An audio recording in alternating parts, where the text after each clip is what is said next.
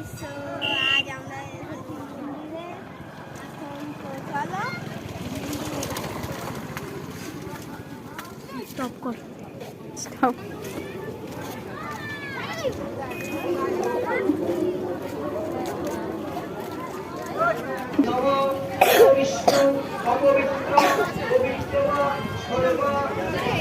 ভালো আছিস? কৃষ্ণপক্ষে প্রতিপদ তিথি 12। তোমাদের গোত্র নাম মনে করো।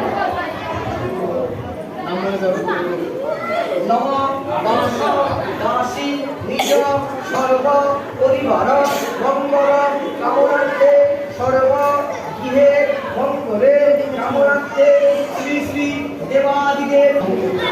তো আমরা মন্দিরে যেতে গেছি, চলো দেখ। এটা হলো শিব।